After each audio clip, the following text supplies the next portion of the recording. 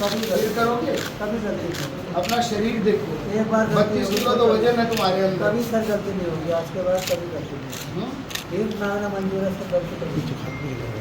एक मांगना कभी गलती नहीं करेंगे, तब कभी नहीं करेंगे सर, मैं आपको तरह कभी गलती नहीं करेंगे। अब सारी उम्र जेल में कटेगी बाकी। कभी ऐसा नहीं अभी गैंगस्टर भी लगेगा। अब नहीं करेगा, कभी ऐसा नहीं करेंगे। और किस तरीके की कार्रवाई करेगी?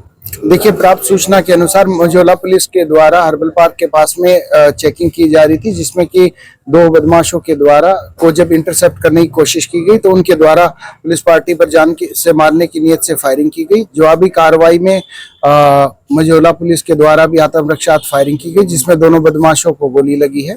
इन बदमाशों की पहचान अविनाश यादव और विजय के रूप में हुई है और इनके ये बेसिकली कल मझौला मझौला के थाने पर एक अभियोग पंजीकृत हुआ था, जिसमें नाबालिग बच्चियों के साथ में सेक्सुअल एक्सप्लॉयटेशन और उनका उत्पीड़न करने के संबंध में, उनको बंधक बनाए के संबंध में और इमोरल ट्रैफिकिंग के संबंध में विवेचनात्मक कार्रवाई प्रचलित है। उसी के ये दोनों अभियुक्त हैं और इनके पास से एक मोटरसाइकिल, 2 तमंचे, 2 जिंदा कारतूस, खोखा कारतूस बरामद हुए, 2 मोबाइल बरामद हुए हैं।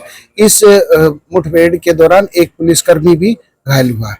सर, जो पकड़े गए हैं उनके संबंध में जो बातें सामने आ रही हैं, जो युक्तियों से पूछताछ करी गई थी, तो उसमें क्या निकल के सामने आता है? इन्होंने किस तरीके की देखिए, जिन धाराओं में मुकदमा पंजीकृत किया गया था वो उनके द्वारा स्वीकार किया गया था और जहां से तक इमोरल ट्रैफिकिंग और सेक्सुअल एक्सप्लॉयटेशन, बंधक बनाए रखना, इसकी बातें भी मतलब इनके द्वारा स्वीकार की गई हैं। और ये जो पूरा गैंग है जो कि बहला फुसलाकर इस प्रकार की कार्रवाई को अंजाम देता है, इस प्रकार का कृत्य करता है, इस पूरे के पूरे गैंग को पुलिस के द्वारा बस्ट किया जा रहा है और इसमें क्वालिटी इन्वेस्टिगेशन की जाएगी और साथ के साथ में इन सब के ऊपर कड़ी विधिक कार्रवाई अमल में लाई जाएगी। सर, क्योंकि जानकारी ये मिली थी कि बस स्टैंड और रेलवे स्टेशन है वहां पर ये एक्टिव रहते थे, तो क्या इस चीज को लेकर के कुछ एक्टिविटीज कुछ बढ़ाई जाएंगी सर?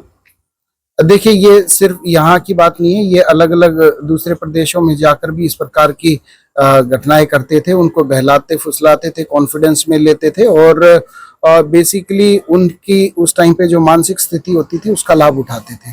साथ में इनके घर में जो फीमेल मेंबर्स भी हैं वो भी इस चीज में इनका सहयोग देती थी। तो ये सारी की सारी जो चीजें हैं ये इन्वेस्टिगेशन का हिस्सा रहेंगी और इसमें गुणवत्तापूर्वक विवेचनात्मक कार्रवाई अमल में लाई जाएगी। इस पूरे मामले में मुकदमा कितने लोगों के खिलाफ दर्ज हुआ था? देखिए, इसमें 4 के खिलाफ मुकदमा पंजीकृत हुआ था, 2 ये इसमें गिरफ्तार हैं और के गिरफ्तारी के लिए हमारी टीमें प्रयासरत हैं और कुछ नाम और भी प्रकाश में आए हैं।